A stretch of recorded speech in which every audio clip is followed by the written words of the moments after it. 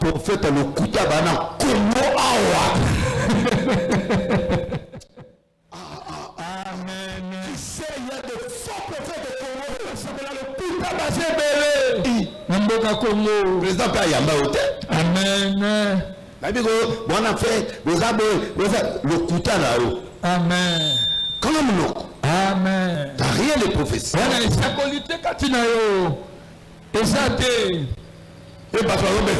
Alléluia. vous êtes comment vous? Oui, alléluia. Oh, merci.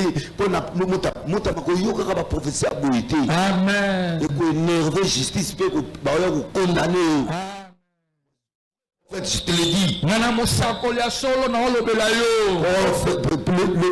l'ex-ministre.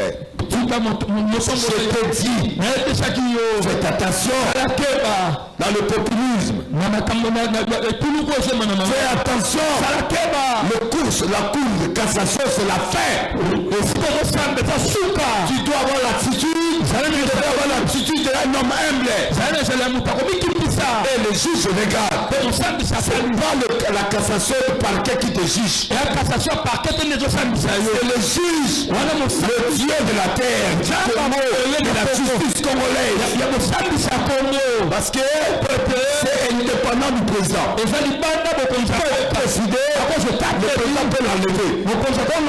Mais s'il décide de s'arrêter.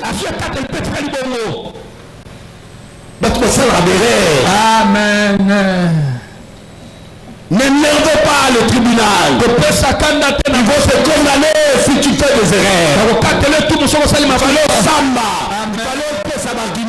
Tu ne peux pas dire si c'est comme ça, mais la tribu non, ça ne peut pas se parler comme ça. Tu risquerais d'être surpris. Je t'avais dit, assume. Assumez le dire, le problème, c'est ta sortie. Le problème, c'est que Dieu fera. Même s'il peut faire un miracle. N'énerve pas. Nous tous ici, on a été condamnés. Mais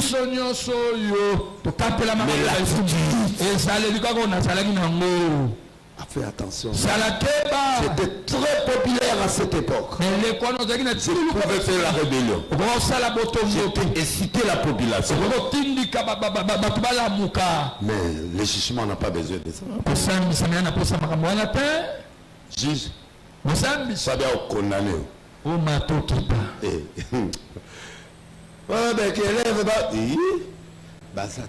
Et puis quand ça soit condamné aussi. Et recours, et ça tribunal à Souka, soit condamné aux 20 ans, 10 ans, 7 ans, c'est fini. Et ça ne doit quand même avoir une grande instance, après la cassation. Non, qu'on les a souffert. C'est pourquoi j'ai dit aux gens, les droits. Fais attention. Tu es mon frère, fais attention. Tu es mon frère, tu fais attention. L'argent est dans la caisse. Quelle caisse? Zio. C'est une autre personne. C'est une société. C'est le même ministre d'ITP. C'est le constituteur du Congo. Mais à un privé. Nous donnons la signature en Canada Kimi. Alléluia. La banque, c'est pas la blague. Hein? Il faut y aller. Vraiment. Ne faut jamais manipuler la population. Sois franc, sois honnête, tu n'as rien fait, sois naturel. Et accepte la loi. Parce que même si on te condamne, Dieu peut changer. Comme il peut changer en dernière minute.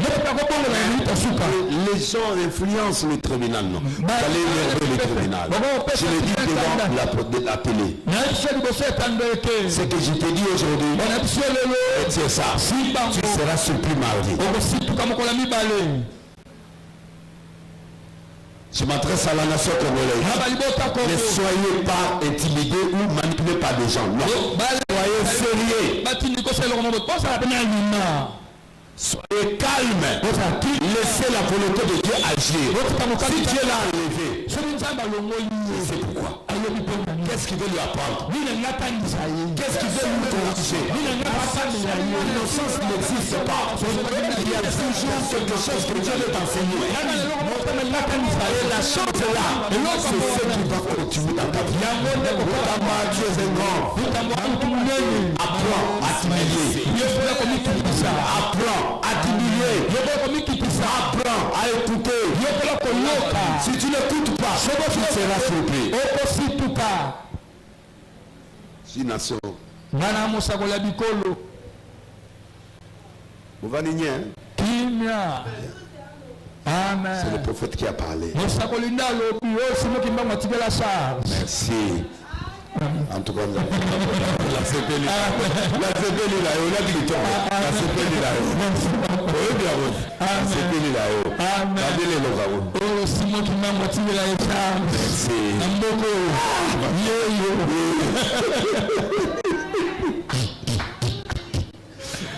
Amen. Amen. Amen. Je t'ai parlé plusieurs fois. Chez toi à la maison. Moi, je t'ai parlé. Il n'y a pas d'autre prophète ici à part moi. Je t'ai parlé. Dieu va t'élever. Mais l'élévation, accepter le brisement. C'est pas l'affrontement. C'est le brisement. Amen. Amen. Pour mettre des séances à Zati. Amen. Moi je sais rien. Amen. Rien. Zéro. Si le président avec un maître comme Joseph, qui n'est pas un mais quelqu'un qui fait des choses, les choses s'accomplissent. Il est en train de se chercher. Il est en train de se chercher. Non. On allait avoir beaucoup de choses ici. Vous embrouillez trop. Vous embrouillez le président. Vous embrouillez les autorités. Vous embrouillez le président.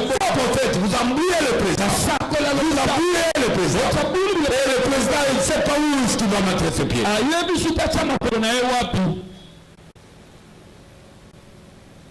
C'est ça la clé. Et c'est comme ça. Papa est venu et les choses se sont passées. Et la volonté de Dieu, et nous les représentants de Dieu, on doit prendre le contrôle de partout. Avec des prophéties mensongères, des prophéties préparées pour voir l'argent. Non. L'argent du président, l'argent du ministre, tu peux manger. La véracité doit avoir son originalité. Et c'est pourquoi le Congo ne vole pas. Je vous avais dit à la télé ici que Nanga ne viendra pas. Mais non, je ne sais pas ce qui se passe, mais ce que j'avais dit devant la nation, c'est moi qui ai programmé, c'est moi qui ai déclaré cette guerre. Je vous ai vu, j'ai vu des soldats, j'ai vu des gens transporter les choses. Je vous ai dit ça ici, la guerre va commencer. Et la guerre a commencé. Parce que tu m'avais dit, je maîtrise le pas. Je dis, le manteau du président n'est pas détruit. Il ne peut pas avoir un autre pouvoir. C'est pourquoi ils veulent négociation. Pas question. C'est au président de voir. D'ailleurs, il n'a plus cette option internationale. Il est dans l'option de dialoguer avec le peuple, c'est tout. Le reste, il ne veut pas. Il écoute en direct. Amen. Amen. Il a 5 ans. C'est quoi?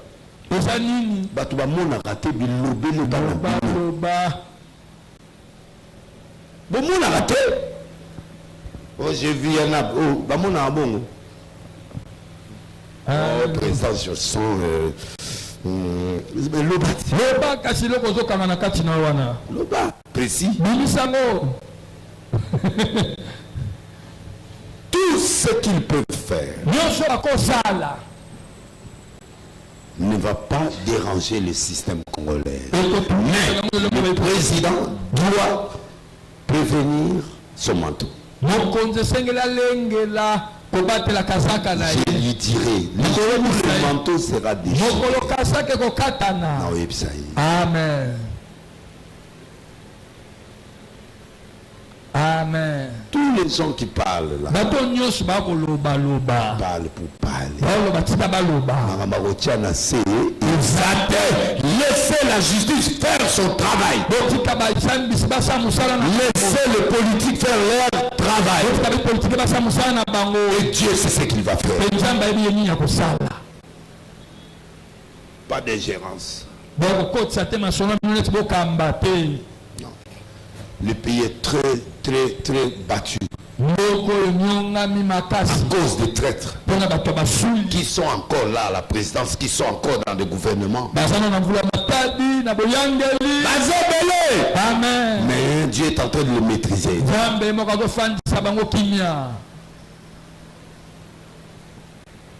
Donc, je m'adresse à la nation et c'est le temps de Dieu. Applique-toi. Cause à agiter. Amen. Sois calme. Sois posé. Ça fait longtemps que je suis allé en Europe. J'ai un visa d'Europe. Mais ce passeport est dans l'ambassade des États-Unis. Je ne peux pas forcer. Qu'est-ce que Dieu c'est ce que je vais voir. La volonté de Dieu. Sois béni. Même là, je ne m'as pas compris. Les seules personnes m'ont compris dans le monde, au moins une. Quand tu parlais de ton pétage, je voyais toi à la place de l'église du Congo. Voici les bêtises que vous faites en hypocrisie. Voici ce que vous faites en hypocrisie. Voilà ce que vous faites. Et c'est ça. C'est ça. Et je le dis Amen. J'étais très content. Parce que pendant toute cette période, je ne comprenais pas, les gens ne me comprennent pas. Je lui ai dit, j'ai laissé ça. Parce que les gens ne me comprennent pas. Je descends pour passer à autre chose. Mais au moins, toi, tu as compris. Je dis, mais tu ne comprends pas pourquoi je t'ai béni. Tu as vu dans tes comptes. Tu as senti ce que je sentais te faire. Tu comprends? Et je crois en toi. Je vis tous les prophètes. Mais toi, tu es vérité, tu es sincère, tu es vrai. Et tu es vrai. Et je suis vrai. Amen. Et j'ai compris qu'il y a des gens qui nous comprennent. Donnez-moi un amen. Quel âge ne m'a pas compris? Mes voisins n'ont pas compris. Mais elle m'avait compris. Et il a dit à son entourage, voici ce qui est devenu cet homme. Cherchez-le-moi. C'est comme ça que je suis allé chez elle. C'est une grande personnalité. Je suis parti chez elle. On a fait les relations et on est devenu ce qu'on est devenu. Ça dit, il y a toujours quelqu'un qui te comprend. Donnez-moi un amen. Amen. Je vous sens pas. Alléluia. Amen. Amen. Voilà. Donc, maître de tout, Et il éleva la voix, pleura, les Égyptiens l'entendirent, la maison de Pharaon l'entendit. Et Joseph dit à ses frères, je suis Joseph, mon père. Vit-il encore? Ses frères, depuis on lui répond, ils étaient troublés. C'est là où j'interviens dans ma question. Tobotami maman mon kota ou nabasi mususu. Mais tous a famille. Nakati a famille, mutu a changé l'ongité. On n'a pas fait la chirurgie esthétique à Joseph. Il est resté le même. On l'a vendu, on l'a pas tué. Si on l'avait tué, il pouvait s'étonner. Mais ils l'ont vendu. À qui? Ismaélite qui est son frère. Un frère ne peut pas tuer. Un vrai frère ne tue pas son frère. Un frère prend son frère. Il est dépose à la destination. On l'a vendu. Ils ne savent pas là où il partait. Mais Ismaël sait. Celui-là, c'est mon frère. Il y a des choses qui se font par la volonté de Dieu. C'est pas toi. C'est pourquoi je dis la première chose, quand le temps de Dieu arrive, c'est Dieu qui évolue. C'est lui qui envoie la mission. Et c'est lui qui va exécuter tout ce qui se passera. Amen. On l'a vendu. Ismaël l'a récupéré. Mais Ismaël ne connaît pas celui-ci, mon frère. Mais Dieu le connaît. Et Dieu a prévu tout. Dieu peut utiliser même ton ennemi, même ta mère, même tes ennemis pour accomplir la volonté. Sans que tu saches, mais Dieu t'utilise. Ce que tu fais là, c'est pas toi, c'est Dieu qui le fait. Mais tu fais les choses instantanément comme ça.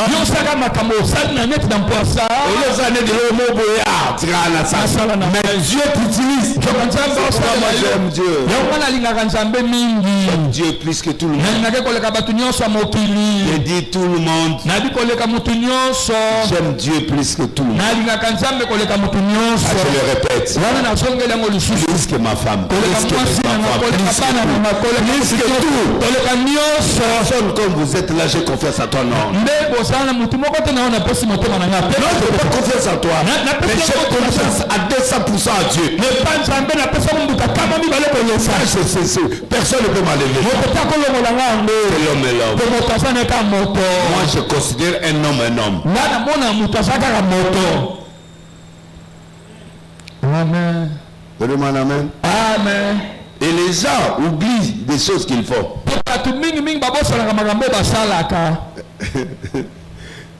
Ça me fait rire, mais les gens oublient. Mais Ismaël a pris Joseph. Il l'a déposé chez Potiphar, qui est le chef de la garde du roi. Joseph ne savait pas que la volonté soit faite. Quand tu es dans le temps de Dieu, c'est Dieu qui prend ton contrôle. Tu verras seulement la finalité. Amen. Parce que si te dit, tu connaîtras, tu auras peur. Là où tu vas entrer, tu entreras sans connaître. C'est ça la divinité. Dieu va te faire entrer dans des choses où toi-même tu connais même pas là où tu vas entrer. Merci, tu as compris ça. Mais il te fait entrer. Son frère les récupère. Ils ne l'ont pas maltraité. malgré esclaves, sont partis le vendre chez Potiphar, le chef de garde du roi. Ils l'ont déposé à la porte de la royauté. Ce qui, c'était pas le temps de Dieu. Ce monsieur allait le foutre n'importe où. On allait le maltraiter. Mais c'est un produit de valeur. Un produit de valeur. Quand tu es un produit de valeur, Dieu prend soin de toi. Il va te déposer dans le plus haute sphère. Parce que lui ne savait pas. On l'a pris, on l'a vendu. Ceux qui l'ont vendu croyaient qu'on a fini avec lui. Amen. Amen.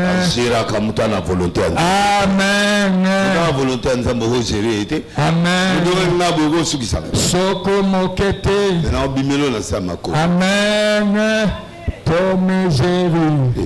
Yoko si samutaelo anzam. Amen. Yoko dirige mutoise en volonté anzam. Soko mokete. Amen. C'est pourquoi vous vivez comme des chiens. Ne vivez pas comme des chiens. Vivez selon la volonté. Parce que quand tu vis dans la volonté de Dieu, Dieu t'utilisera même toi-même sans le savoir.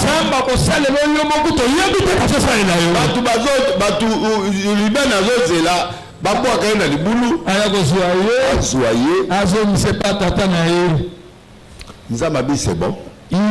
Allez, c'est la volonté de Dieu qui fait tout ça. C'est mauvais. Mais c'est comme ça. Parce que Dieu, s'il avait dit à Jacob, envoie en Égypte, il n'allait pas croire. Même s'il est Dieu, il n'allait pas l'envoyer. Mais Dieu a permis que la haine qu'ils avaient, était dans le mal, dans la haine, il n'a pas les yeux de voir. Il voit seulement son objectif, la mort.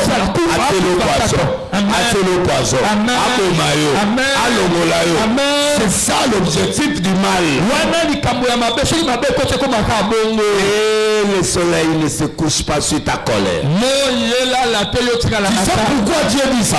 Parce que la colère, c'est un élément qui entraîne la mort. Et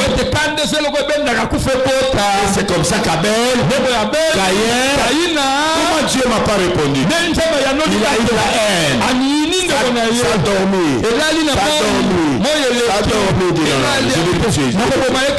Mais qu'est-ce qu'il a fait? C'est pourquoi vous posez la question pourquoi Satan a venu au Rolanga. Amen. Amen. Qui es-tu d'abord? Tu ne connais même pas qui tu es. Pourquoi tu ne peux pas avancer? Amen. N'habitez pourquoi tu existes. Parce que pour toi,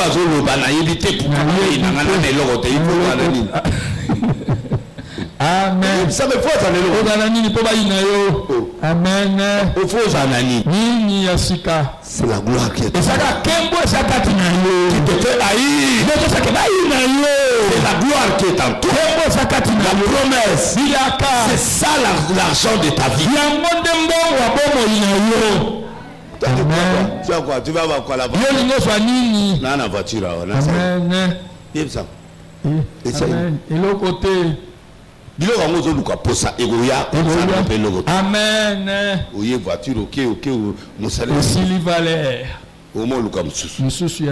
L'homme est l'homme. C'est la spiritualité qui fait de toi un homme puissant. C'est ça ta richesse. Vous ne savez pas quelle est ta richesse. Amen. Et c'est comme ça. Joseph, il fait de moi ce que vous voulez. Il dépose ce Potiphar. Descend. La prospérité envahit. Lui-même il élève. Après moi, C'est toi. Moi et ma femme, toi. C'est fini. Personne ne lui a dit. Quand tu as Dieu, il t'accompagnera partout, tu pénétreras. Amen. Si tu ne vois pas Dieu, ne t'accompagne pas. Demandez la volonté de Dieu. Voilà. Il ne faut pas monter comme ça dans le désordre. Non. Il faut avancer avec technicité. Il faut avancer avec sagesse. Il faut avancer avec l'insidique. Comment tu peux vivre? Amen. Je dois aller en Europe, non? Mon visa d'États-Unis, le visa fait 3 jours. J'ai laissé Dieu faire. Parce que mon passeport était là. Je vais aller dans le mariage de ma fille qui a épousé l'enfant de Bongo. Le fils d'Edith. Edith, la fille du président Sassou, la fille de Otombongo, Maman Kamel, qui est ma fille. Et c'est moi qui ai dit à la fille là, tu épouseras cette garçon. Il n'y avait rien. Il lui a dit, tu épouseras cette garçon. J'ai dit, tu vas épouser. Dis, mais comment je le connais? Tu vas épouser. Regarde ce que Dieu va te faire. La gloire. Tu vas épouser la gloire.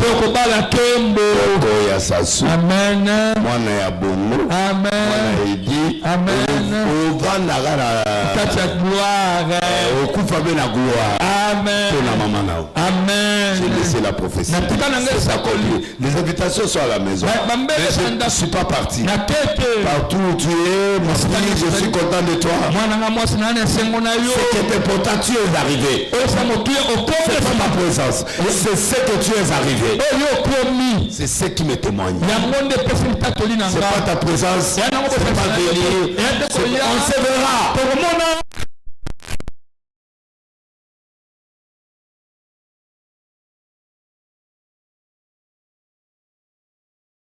Fais les choses selon ma volonté. C'est selon Dieu ce qu'il m'a dit. Si Dieu me permet, pourquoi Dieu a bloqué mon passeport? C'est qu'il ne veut pas quelque chose. Il veut quelque chose. Parce que je le veux en Europe, moi. Parce que j'ai le visa là-bas. Mais le passeport est dans l'ambassade. Je vais aller où? Je suis bloqué. J'attends. Qu'est-ce qu'il fait? J'ai vu le ministre de la Jeunesse. Comment il a réagi? J'ai vu d'autres personnes comme ça ont réagi par rapport. Donc j'ai compris qu'il y a des éléments que je dois terminer. Donne-moi un amen à haute voix. Je ne peux pas forcer poto. Non. Je dois me taire. Qu'est-ce qu'il veut m'enseigner? Si je pars, je ne sais pas. Qu'est-ce qu'il veut? Il faut poser des questions. Pourquoi Dieu n'a pas ouvert? Il a bloqué quelque part. C'est-à-dire il y a un message. Il y a une protection. Il y a un message caché que tu verras. Et j'attends ça. Donnez-moi un amen. Est-ce que vous me comprenez? Tu ne peux pas avancer sans que Dieu te parle. Et c'est comme ça que Joseph, on lui a tout donné. Mais à part ça, la femme commence à venir.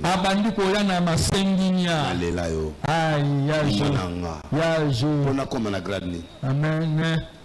Maman, son abimina, comme la grande. Pour après yo, pour ngaina koya na yo, il faut naza na fonction mususu. Mais na moni fonction. Donc moi na koya na yo. Exact. Je me pierre na raison mususu. Pourquoi je dois tomber avec toi?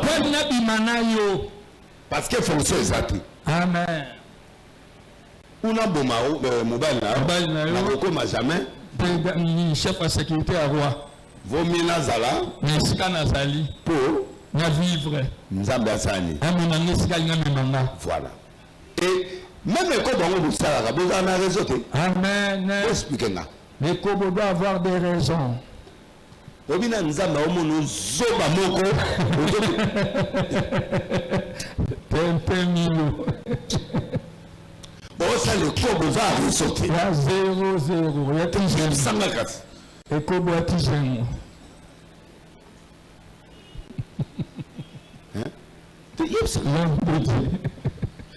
Papa Yepsanga. Très bien.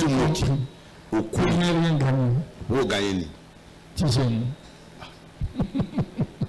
Et le bas, vous sonnez à Yepsanga, vous serez sur la petite. Si vous avez un cobo, il faut que vous cobo, il faut que vous ayez l'église, parce que vous avez un bouilli. Amen. Nous avons un lisumwana. Nous avons un kimwana bundi. Abouli quand même, à tongi, sali, mais yo qui est kobo, pose à syphilis. Oh là là là là.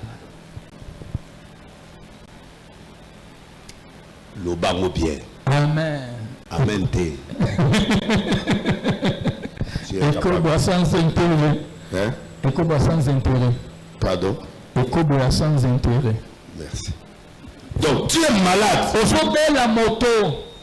Moi, je vais tomber avec toi pour devenir qui? Pour après, fonction na yo na mobile. Si on a un coup et on a comment? C'est comme ça la raison.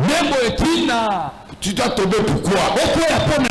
Qu'est-ce que tu veux que je devienne? Et pourtant moi, je suis déjà au top. Esclave, mais l'onction que j'ai, la prospérité que j'ai, je vous le transmets. Je n'ai pas d'intérêt, mais je vous transmets. Amen. Amen. Tu ne peux pas tuer ce qui te fait lever. Amen. La force de ta vie, c'est ça. C'est l'autre. Et le diable veut tuer ça.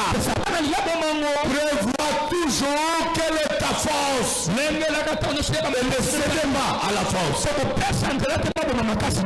Quand on te tue, tu es fini.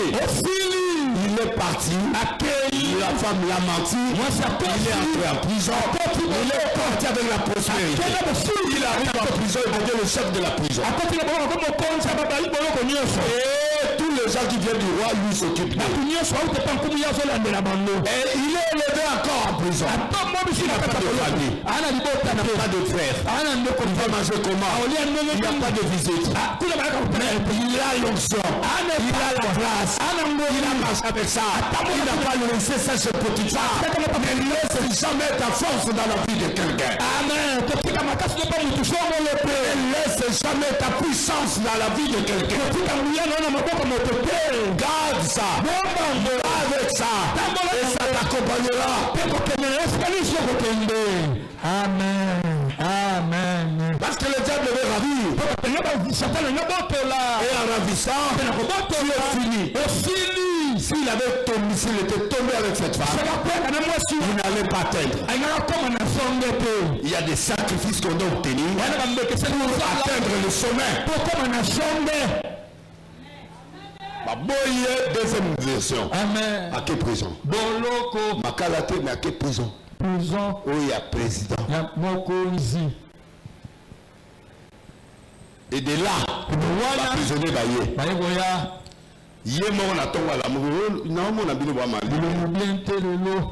C'est toi qui dois faire l'œuvre de Dieu. Dieu ne viendra pas te travailler. Paraissez que vous êtes. La volonté de Dieu ne s'accomplirait pas dans ta vie. Tu ne travailles pas, tu ne manges pas. Celui qui ne travaille pas ne mange pas. Tu ne peux pas fonctionner, tu ne travailles pas. Tu ne mangeras pas. Amen. Vous t'appelez Amen Naza? Amen. Et c'est vous t'appelez Amen Naza. Amen. Donc, c'est toi qui travailles. Amen. So salut au lait. Amen. So salut aux autres. Le col y prison. On a une rencontre ensemble, comment ça me salé le côté. Dieu ne prend jamais un innocent coupable, ni un coupable, ni innocent. Nous avons comment on quand on a je l'aime. Mais na kuta na kabla kuna. Na kuta na batomaka sikuna. Na kuta na bazéléré de kuna. Na kuta na ba relation le longa yo sala. Amen. Amen. Olini. Amen. Yo l'ini.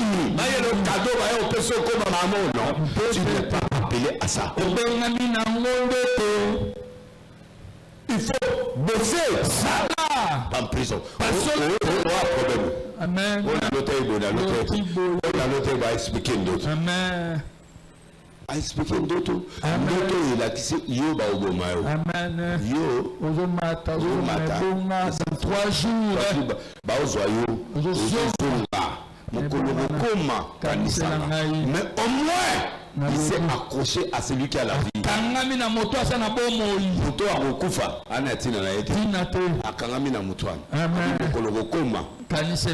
Un jour, c'est comme ça que le destin de la volonté de Dieu s'accomplit. C'est pourquoi le temps de Dieu, c'est Dieu qui t'a envoyé.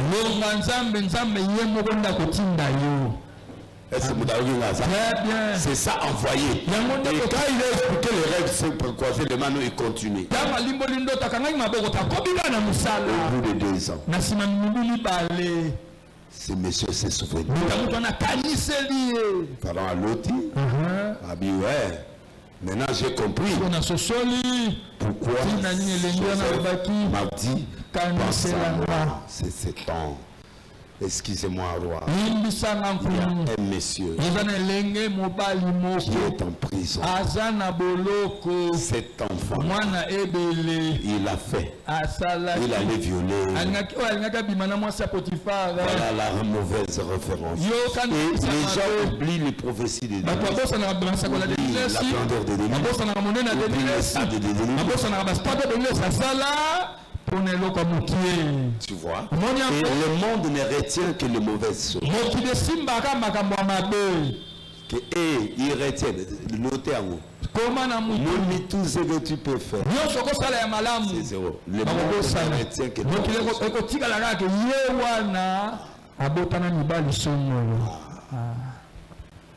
ne crois pas que le monde va t'acclamer. Il n'y a que Dieu qui te reconnaît.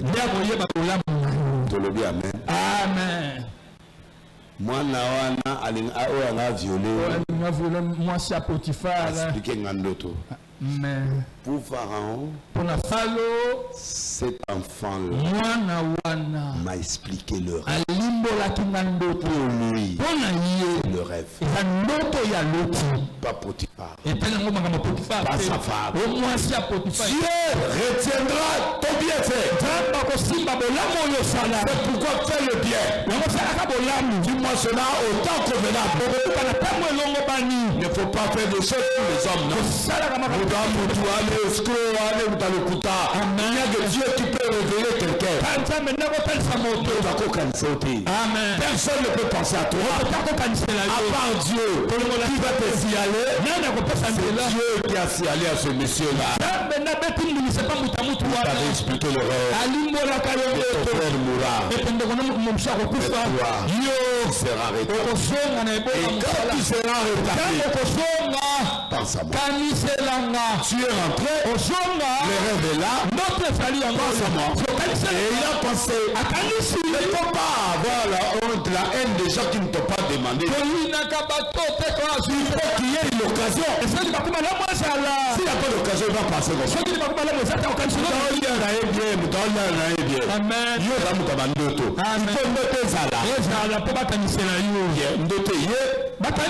Allez, vous voyez, aïe. C'est comme ça que quand tu fais le bien, Dieu se souviendra. Ton temps sera là. Et le temps de Dieu sera là. Et il a dit appelle-les. Un pharaon qui donne l'ordre. Mon Dieu. Alléluia. Papa, là, Kende au chocolat. Chocolat yo et ne te pose pas les questions de habit ou ça, non.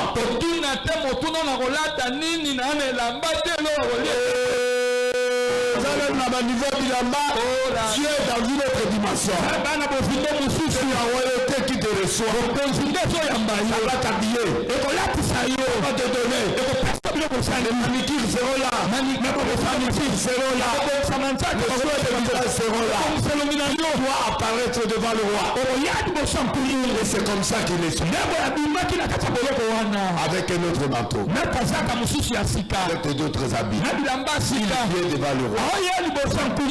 Mon frère, est-ce que je peux m'expliquer les rêves?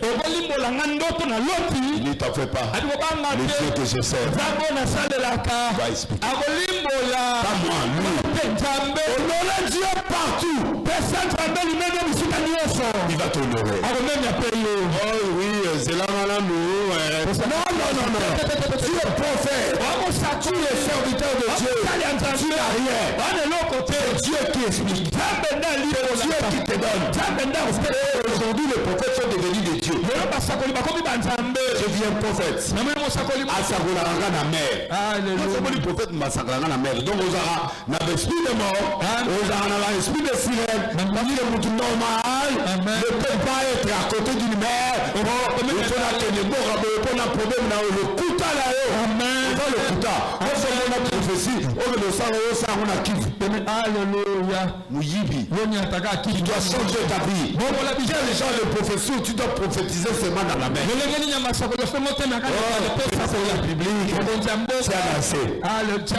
Pour la boule, tiens assez. Pour la terre, tiens assez. Nous sommes dans la prophétie à un président de la République. C'est pas ton camarade.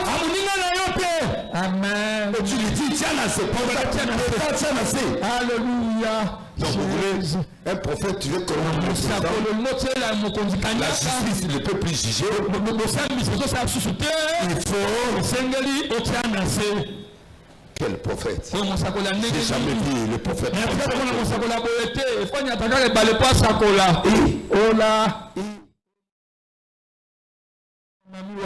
Ça je te dis. Et à ceux qui entrent dans mon bureau, c'est la dernière fois que je perds, commençant par toi, jusqu'au plus petit, vous serez dehors. C'est lui qui entrera. Doit avoir mon autorisation. Amen. Il n'y a pas de blague. C'est la dernière fois que quelque chose disparaît dans mon bureau. Vous êtes de voleurs, vous allez mourir. Dieu n'aime pas ça. Le pasteur est venu déposer quelque chose pour ma femme. Il a déposé quelque chose pour moi. Vous volez un truc de ma femme. C'est pas normal. Ça, je pardonne pour la dernière fois et c'est fini. Et celui qui va voler à cette église va mourir. Même un franc, il va mourir. Je le déclare devant le podium. Téléphone, montre à moto. Et loko ya moto. Il couille, bakutam. Amen. Aussi, ok, okufa. Amen. Je te dis, même pas là. Je donne l'ordre maintenant à Dieu de tuer quelqu'un pour que vous puissiez avoir peur. À partir d'aujourd'hui, prophète des nations, avec tout mon pouvoir, je descends sur cet endroit. Quiconque volera, quiconque mentira, quiconque parlera mal de l'autre, Dieu te calera. Tu sais, ici, on m'a volé l'argent. Tu connais ça? Tu sais, on prend mes cartes pour aller retirer l'argent. On m'a volé plus de $1,700 dans ma carte. Et tu sais ce que ces gens font ici? Mais là, c'est fini. Si je dis ça chez moi, je le dis ici. Quiconque volera ouvrira sa mort. Et si mère venez me dire ça. Anania et Saphira sont morts, il n'y avait pas de poursuite. Amen. Anania et Saphira Il y a trop de légèreté. Celui qui viendra faire n'importe quoi dans cette église. La nuit. Où tu viens avec une femme ici. Où tu couches une femme ici. Où tu dragues une femme dans l'enceinte de l'église. Tu feras ce que Dieu fera. Je déclare la parole. Et que Dieu accomplisse cette parole. Tout dehors. Pas ici. C'est sacré. Et c'est sacré. Dans le nom des Jésus. Musiciens. Vous voulez faire des blagues ici. Vous mourrez. Tout le monde qui travaille ici. Je commence. Celui qui blaguera ici. On ne voit pas de l'eau à l'église. Laisse-toi là.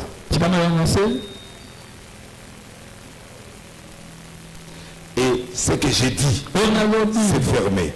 Vous vous souviendrez de moi que j'ai déclaré ça. Celui qui fera des aventures dans cette église restera ici. Au nom de Jésus. Amen. Amen. J'ai parlé, j'ai dit.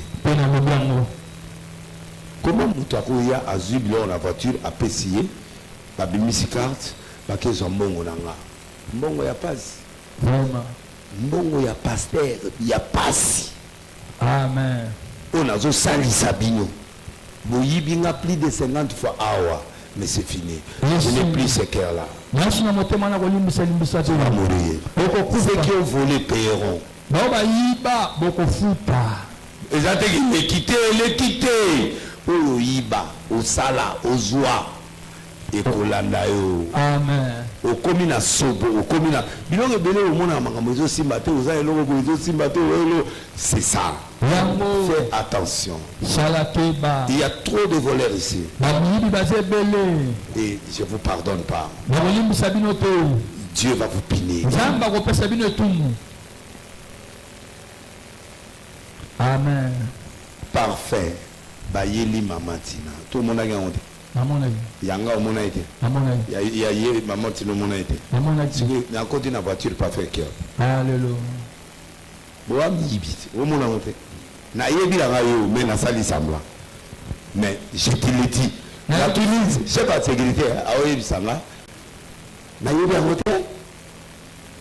A éviter. Quel est le rôle du chef de la sécurité? C'est quoi? De surveiller les occultes. Bien. Bien. Et puis, de sécuriser. Amen. Mais bien. Et tout ce qui m'appartient. Amen. Boyete. Bongo. On a évité. C'est la sécurité a évité les occultes. Le pasteur du siège, tu étais là. Le protocole, tu étais là. Vous allez venir dans mon bureau pour justifier ça.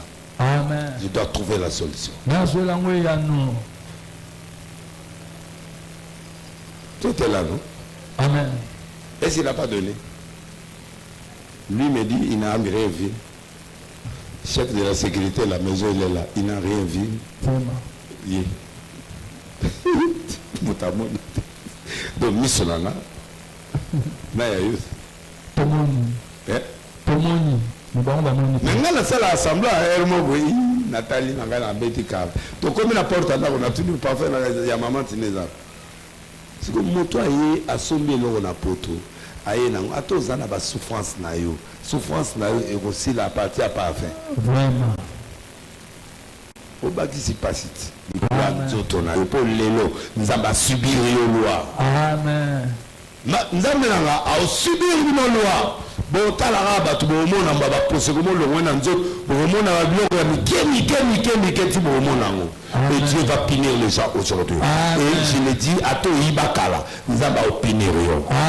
Il va vous blesser, il va vous faire du mal. Je l'ai fait en plein air pour que vous puissiez comprendre que le vol c'est un péché. L'église c'est un milieu où on ne vole pas.